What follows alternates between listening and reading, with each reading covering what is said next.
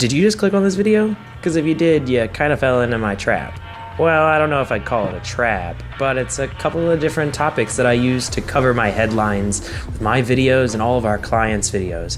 These topics will help you stand out in the feed, will get more people to click on your videos, to watch for longer, all by being really authentic and not using the words out now. You know, nobody cares that your stuff's out now. We all put stuff out. So I'm gonna show you a way to make sure that you stand out as something that people wanna actually engage with. Now, before we get too far into this, I just have one favor to ask. My team and I are always dropping helpful videos that are gonna help you level up your career, gonna help you dial in your strategies, whether you're a manager, an artist, a producer, an engineer, you know, a sync agent, anybody who's out there working in the industry actively, we have content that we're putting out consistently for you. So if you could just hit that subscribe button real quick, or somewhere in this area down there, that would be super dope.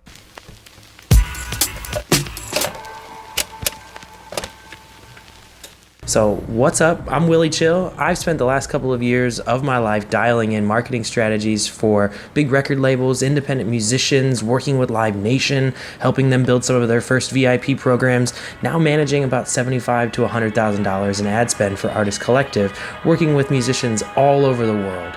I dial in marketing strategies for these musicians, and I help build their content plans and put out their videos. And one of the things that we work consistently on is creating a strategy that not only exemplifies their really good content, but helps people stop in the feed to watch their videos, to get them into a retargeting market, to get them to click on their videos on YouTube and eventually subscribe.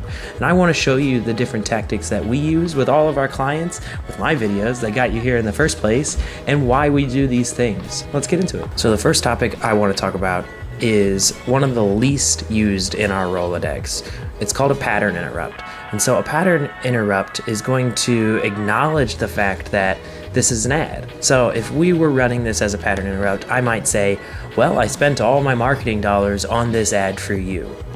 And you'd be like, well, I guess since they spent all of their ad dollars here, I might click on it to see what it was worth, right?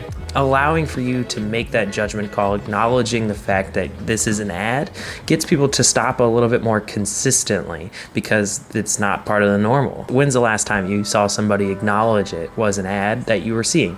Now, every third post in your feed is an ad, but you don't really hear about that very often. So putting yourself forward and saying, hey, this is an ad. I know you know it's an ad, so let's just get it out of the way and get right into it. It's gonna show me some honesty, right? I'm gonna be able to hopefully believe you a little bit more thoroughly throughout the video, and trust is so important when you're trying to get somebody into your audience.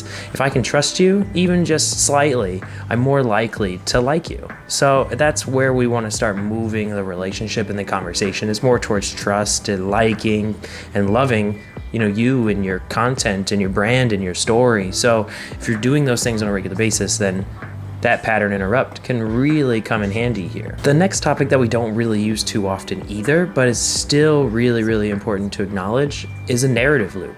This can come in handy for somebody who wants to tell more of a story in their video.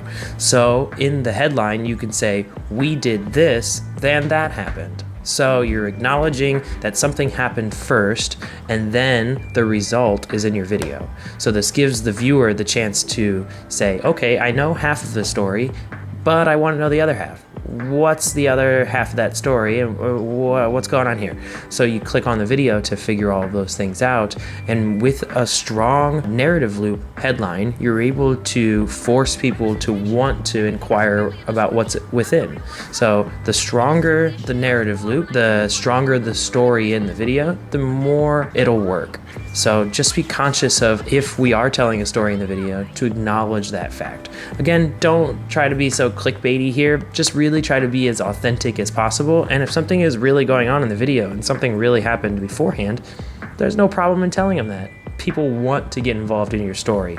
Again, just like I mentioned in the pattern interrupt, story and trust is really, really important. So getting that out of the way and acknowledging it right off the bat is going to help people believe you a little bit more thoroughly and get into the habit of consuming your content because it's telling them a story. People come to content for entertainment, they come to it for information, all kinds of different reasons. But if you're going to be upfront with them, they know what they're getting when they come in, and they don't have to wonder what's going on here. They don't have to second guess it. So again, good way to do this is through the narrative loop.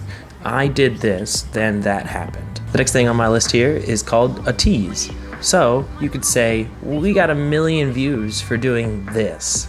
Now, what did you do? I don't really know what you did, but you got 1 million views, so I'm kind of interested to see what's going on. You've teased me into wanting to see what the results are in that video. Now, you can go into this in a multitude of different ways, right? If you want to tease whatever you're doing in that video, you can definitely do that. If you want to tease about what's at the end or what's at the beginning, or maybe not even what's within it and what's within your brand, you could definitely go into all of those things here. The tease allows for people to be curious. It drives that curiosity nature.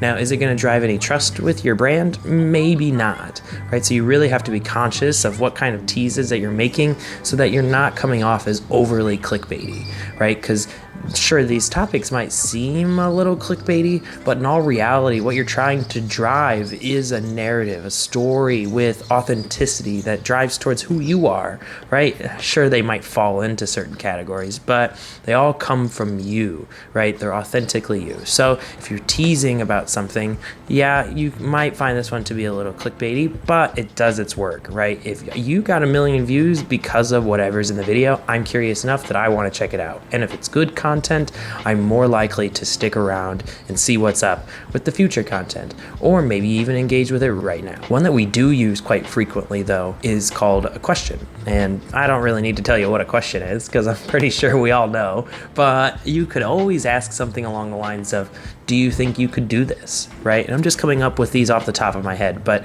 do you think you could do this? Do what? Right?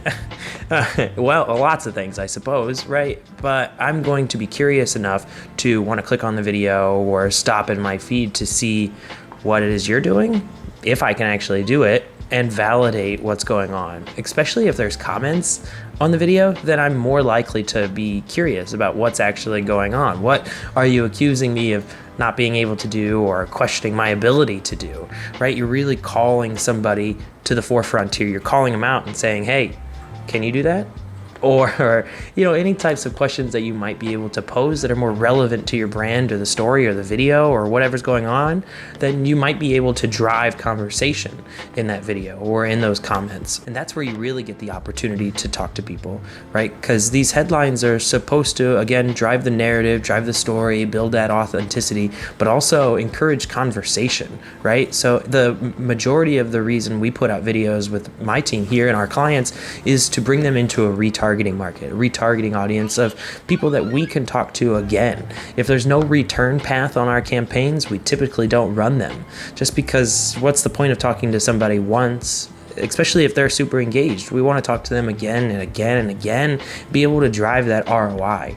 There's no reason that we should put out content and not have a return path. So we want to ask those questions to drive meaningful engagement, right? And then not only do we want to ask the question, but we want to answer the question sometimes. Definitely answer it in the video, but answer it in the comments. Become engaging, become the entertainer that you truly want to be, and become that content king or queen that you want to be, and be able to provide this world, this experience for people. And I think they'll also turn over to you and want to consume more content. We see it with our clients. We're starting to see it with our channel. This is the way that you really start to drive that high level engagement and those return customers, those return fans, those return viewers. But the one that we use the most, the headline topic that wins all the time, I promise you, it's so crazy that it wins so often, is the audacious claim. Yeah, maybe you see what I just did there. You could use something like, this is the craziest rap ever. right? Because we work with a lot of rappers, so sometimes we use that one just as plain Jane as it is. This is the craziest rap ever.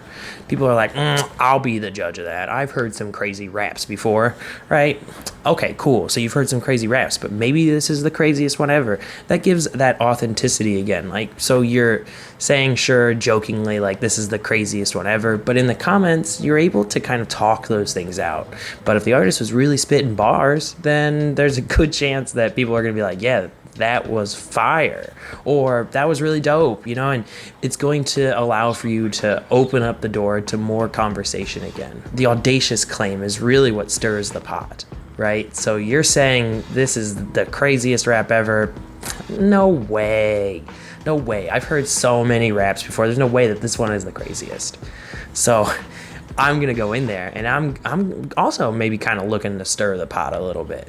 And, you know, that's kind of a good thing here, right? So not all press is good press, and not all bad press is just bad press, you know? So it's the same thing in the comments too. Those negative comments that sometimes come up are good reasons for you to want to show your personality, to dive into those comments and show who you are as a person with these people that want to, you know, voice their opinion about the craziest rap ever.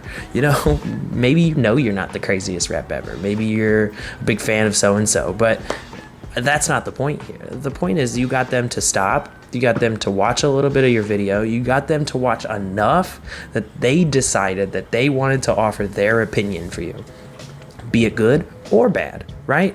With the bad, you can filter those away, respond in a humorous way, show your personality, drive that authenticity, and create some sort of narrative within your comment sections. If it's good, hell yeah, right? I mean, you're getting people that have stopped, watched your video, shown their authenticity and praise, and allowed for you to engage with somebody who is going to potentially become a future fan, right? Somebody who stopped, gave you their time, and then engaged with you consistently. If you're in there, in the comments as well, replying to them, now you've opened the door to a whole other realm of potential possibilities with these people. And as you can see, you know, all of these are really meant to drive this authenticity, this creativeness, and get people to stop in their feeds and watch more of what you're creating. So we use a lot of these headline topics when we're running ads, even when we're just posting the videos up on Facebook or Instagram or even YouTube,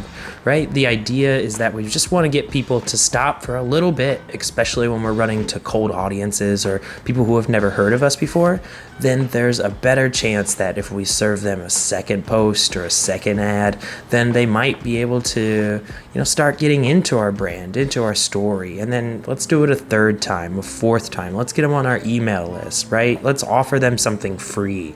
Eventually we get to this point where it's so natural for people to see us, to see our brand, that before they know it and before you know it, now you have a bunch of fans, right? And these people are buying your products, they're coming to your shows, they're listening to your music, they're following you on Spotify, subscribing to you on YouTube, and all because you just dialed in a couple of different topics for your headline, right? The idea is to dial into that subconscious. We all know that every third post is an ad.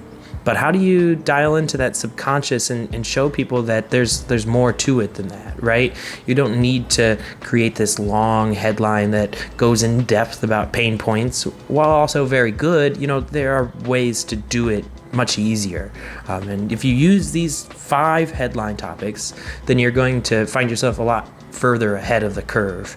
So again, you're looking at a pattern interrupt, acknowledging the fact that it's an ad, a narrative loop, which is going to say, I did this, then that happened. Then you have a tease where you're saying, we got 1 million views because of this. You could use a question of, do you think you could do this? And then you can also use the audacious claim of, this is the craziest rap ever. Combine all of these things and you have a really good structure, really good strategy for how you're going to get people to stop scrolling on their feed for your content. So I hope this was really helpful, right? If you need some help creating your videos, or if you're ready for, you know, Spotify training, maybe you just need to dial in your brand. Let me know. Shoot me a comment. Drop it in the comments below. Let me know what you've been struggling with, what you think of these headlines. I'd love to know, maybe you're using some already. What made you click on this video in particular? I hope these helped. I'll talk to you soon. See you later.